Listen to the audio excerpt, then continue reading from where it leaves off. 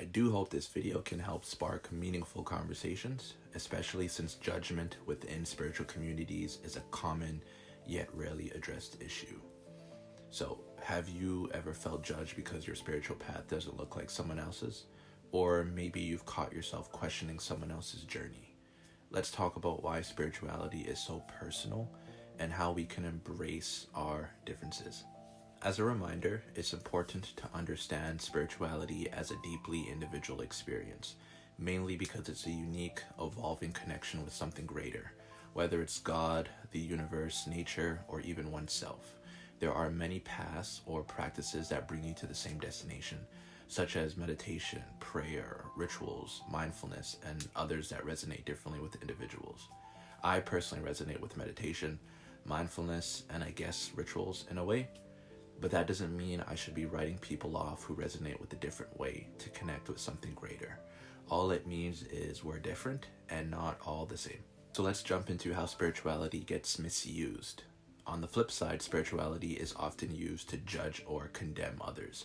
Some examples are criticism for following mainstream spirituality, the New Age movement, even though there's nothing new about it, dismissing people who mix practices like tarot reading and religion, dismissing any members of a community who believe in crystals, or even gatekeeping by believing there's only one way to be spiritual, which ties into spiritual superiority, where you feel because you're following a specific path that somehow makes you better than others, but also that others are condemning themselves or making wrong choices because it's not aligned with what you're doing, which isn't spiritual at all.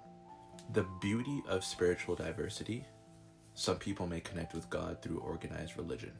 The ones that go to church, have their religious texts, and try to follow rules that they believe have been passed down. Another might find peace with meditating in nature, and that's where they've come to see God working in the wind, the sound of birds, laughter, and people smiling, etc. Right?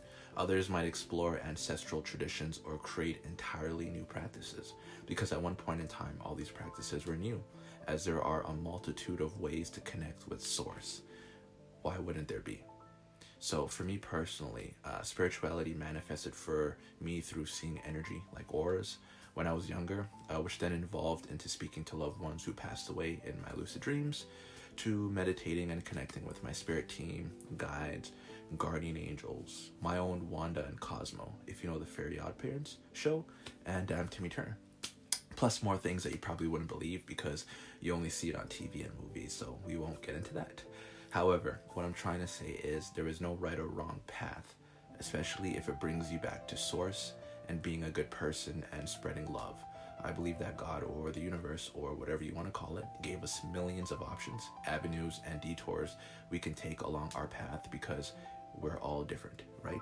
If we're all the same, choice wouldn't be a thing, which then explains why we all don't like the same things. We're not all going to resonate with the same things, the same way we have different tastes in music, the same way some people believe pineapples go on pizza and others don't. Same way with connecting with God. There are so many ways to do it, so why judge others because of how they're connecting with God? Some religious stories had people connect with God through a burning bush, or being told to kill their firstborn, or to build a boat, for example. All different ways of connecting, but yet still connecting, no? Something to think about.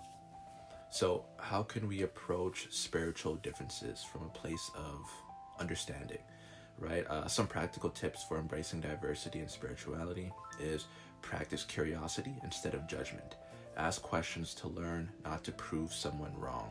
There's always something to learn, and the moment you believe you know everything, that's the day you stop growing and close yourself off to possibilities. You can avoid comparing. Your journey is yours, and no one else's path can take that away from you. And recognizing the universal truth in all paths, like love, kindness, and growth. There must be a reason why these virtues seem to be a common theme across belief systems, right? So when we can embrace different paths, we create a stronger collective consciousness. A part of us might finally realize or understand that if everything comes from God, from the oceans to the land, to the animals, to the fruits, the plants, the air we breathe, the sun and the moon, rain and snow, we wouldn't be so quick to judge or condemn anyone or anything, because what we're really doing is judging and questioning God's creations. Instead of judging people who believe in crystals, maybe ask yourself, God must have created them for a reason, or else they wouldn't exist. And the fact that we see people use the belief of crystals to help them make sense of the world and let them know there is a higher power, they too just connected with God, just through a different path.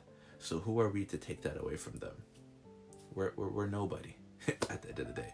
So what I've learned along my journey is that even if people say they believe in life after death, not all of them do, but so I can't go around telling people I can speak to their past loved ones, because they'll judge me and think I should be looked at. But what I've learned is, well, one, some people are just lying to themselves and others, but two is that my path is my path, and I shouldn't have to convince people of what I'm doing or experiencing because they're for me. Some people may not need to have that experience to believe in something greater, and that's perfectly fine. One thing I love about being spiritual is that it allows me to be open-minded, which means I can't judge you or myself for anything, because anything is possible, which has been evident in my life. So because of differences of opinions and beliefs, I feel like a lot of us have forgotten that spirituality is meant to connect us, not divide us. At the end of the day, spirituality is a deeply personal journey. No two paths will ever look the same, and that's the beauty of it. So instead of judging or condemning others, we have an opportunity to learn, connect, and grow together. So let's honor each other's unique paths and keep the focus on what truly matters, which is love, understanding, and unity. So as I wrap up this video, I ask, what does spirituality look like for you? Have you ever felt judged for it? I would love for you to share your stories in the comments, or even send a DM if you'd like. I would love to hear. But until next time.